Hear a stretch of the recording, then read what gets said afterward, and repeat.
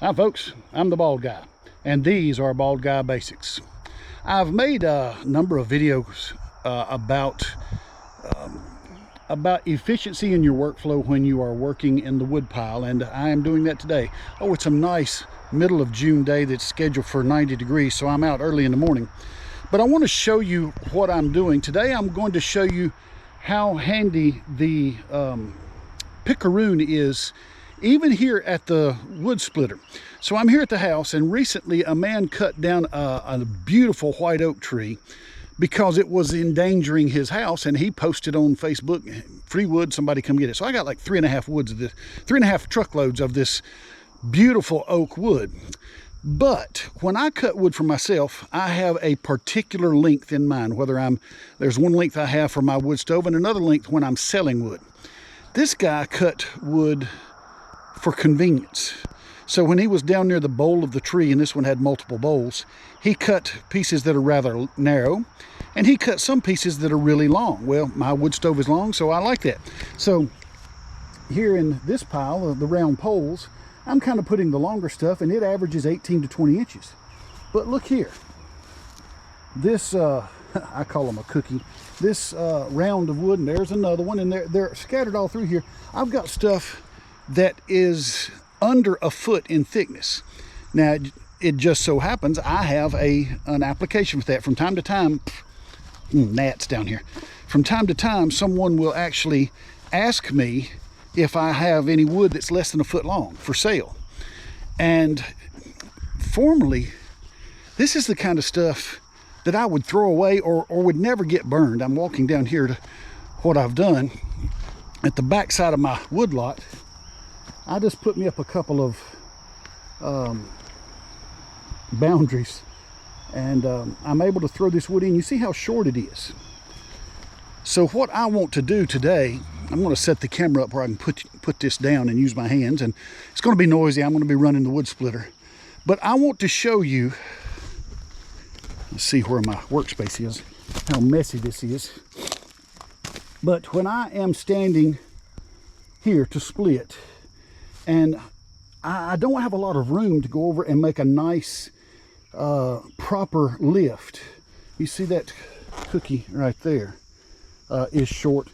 What I want to demonstrate for you is how, using the Pickaroons, I can protect my back.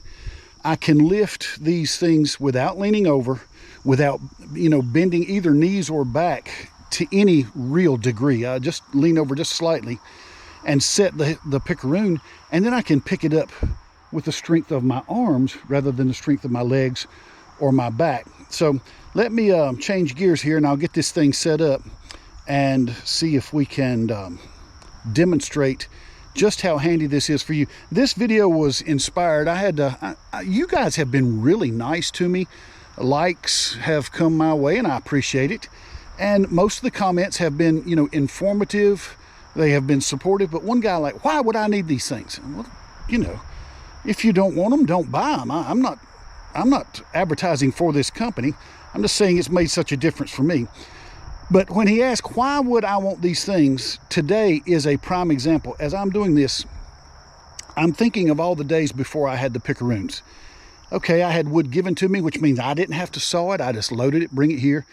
And usually I would back the truck up to the splitter, and it would never hit the ground.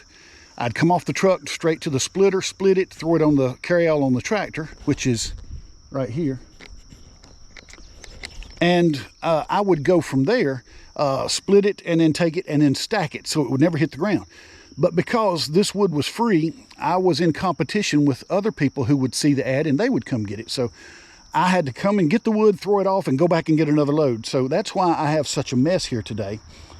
And I am really appreciative of this tool's, the gift that it gives me is previously when I would have to pick this stuff up by just brute strength, or I would turn the splitter up vertical and have to roll it around.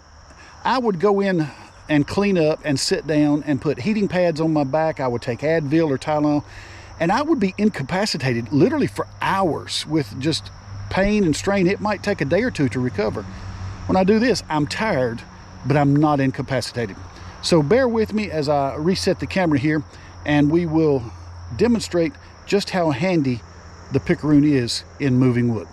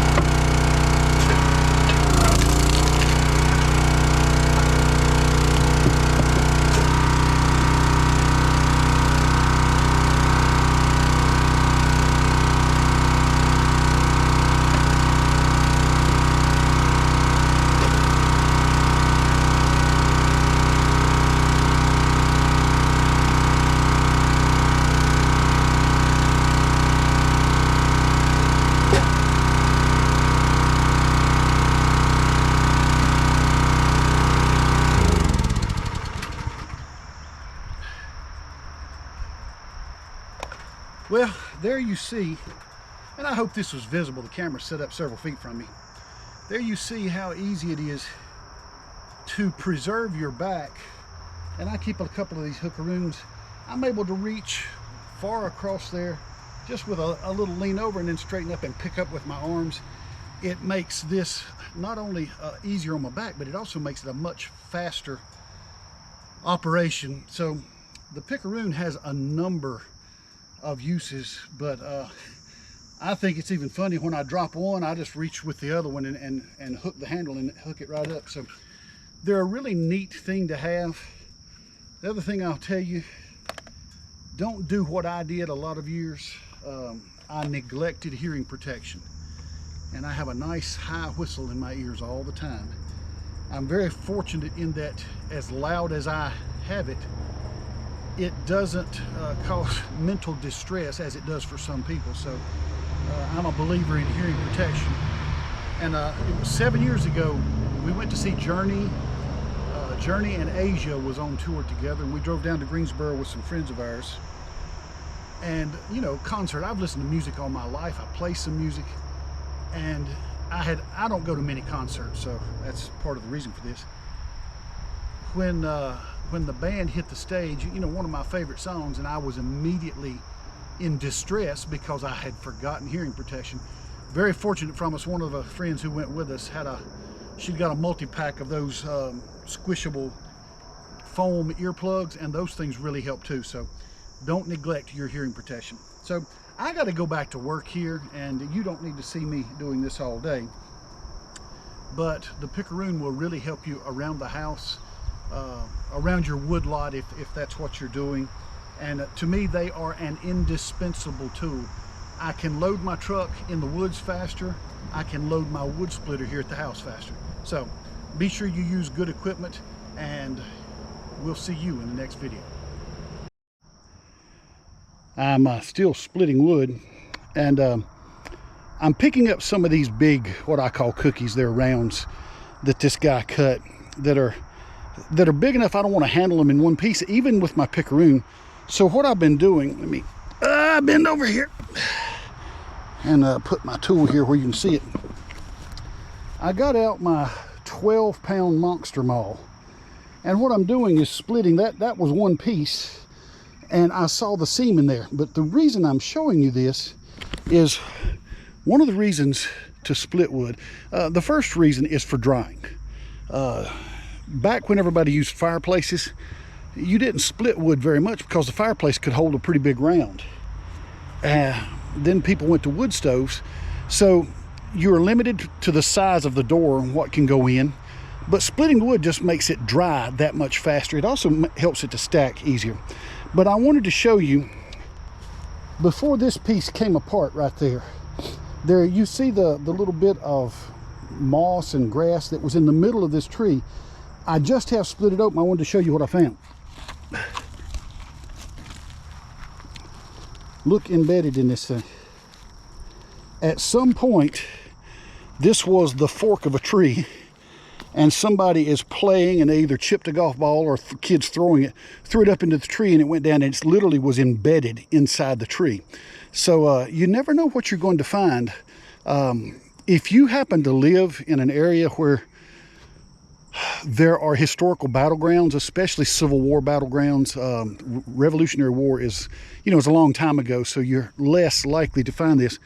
Don't be afraid to have your metal detector out, and you may find lead musket balls or other such items embedded in a tree, especially where there was a joining of the trees that came together. So just a little something for your entertainment today. I'm the Bald Guy. Have a good day.